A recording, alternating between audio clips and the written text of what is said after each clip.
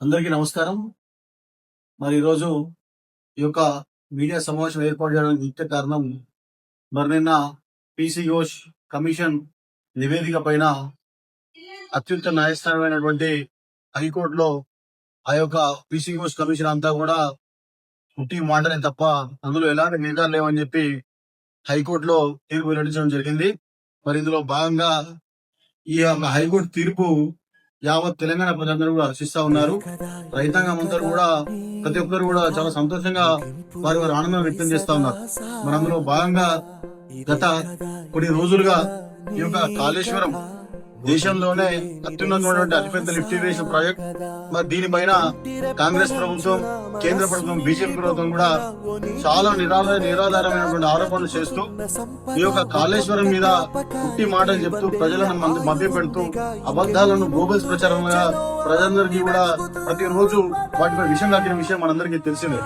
ఈ యొక్క కాళేశ్వరం ప్రాజెక్టు యొక్క వ్యయ నిర్మాణం 90,000 కోట్లు అయితే ఈ యొక్క కాంగ్రెస్ ప్రభుత్వం, బీజేపీ ప్రభుత్వం అది లక్షల కోట్ల అవినీతి జరిగిందని చెప్పి నిరాధారమైన ఆరోపణలు చేస్తూ గత 2.5 సంవత్సరాలుగా ఇదే విధంగా ప్రజలందరూ కూడా మోసం చేసిన విషయం కూడా మీ అందరికీ తెలిసింది.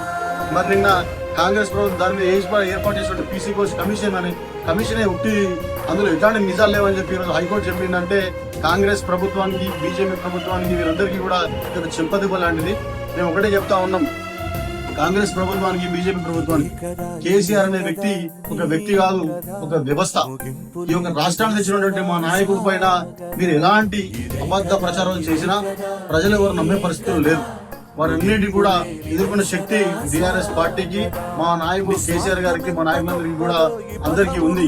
అందులో ఉదాహరణ ఈ రోజు ఇది. మీరు ఈ రోజు కేసీఆర్ గారిని ఏదో కేసులు పెట్టి భయపెడతాం, వారిని డిగ్రేడ్ చేద్దామని చెప్పి మీరు అందరూ అనుకుంటే అది మూర్ఖపు మీ ఆలోచన తప్ప అది మీరు ఎప్పుడు జీవితంలో కూడా అది ఎప్పటికీ జరగదు. కేసీఆర్ అనే వ్యక్తి ఫైటర్. రానున్న రోజుల్లో కూడా మీరు ఎలాంటి అబద్ధ ప్రచారం చేసినా కూడా దేశంలో ఇంకా న్యాయస్థానాలు బతికే ఉన్నాయి, న్యాయ వ్యవస్థ బతికే ఉందని ఉదాహరణ ఇది. రానున్న రోజుల్లో ఇలాంటి విషయాలైనా కేసీఆర్ గారు కానివ్వండి, టీఆర్ఎస్ ప్రభుత్వం, టీఆర్ఎస్ పార్టీ కానివ్వండి, అదే విధంగా ప్రజలకు న్యాయం చేసే విధంగా పోరాడతారు తప్ప వెనుకడు చేసే ప్రసక్తి లేదు. వచ్చే ప్రభుత్వం కేసీఆర్ గారి పాలనలో మరొకసారి తెలంగాణ ప్రజలు సస్యశ్యామలంగా ఉండే విధంగా, వచ్చే ప్రభుత్వంలో కేసీఆర్ గారు మరొకసారి ముఖ్యమంత్రి అయ్యే విధంగా బీఆర్ఎస్ పార్టీ నాయకుల మీద కూడా పనిచేస్తామని తెలియజేసుకుంటూ ఈ యొక్క అవకాశం ఇచ్చినట్టు పెద్దలందరికీ కూడా పేరు పేరున నమస్కారం తెలియజేస్తాం. జై తెలంగాణ, జై కేసీఆర్.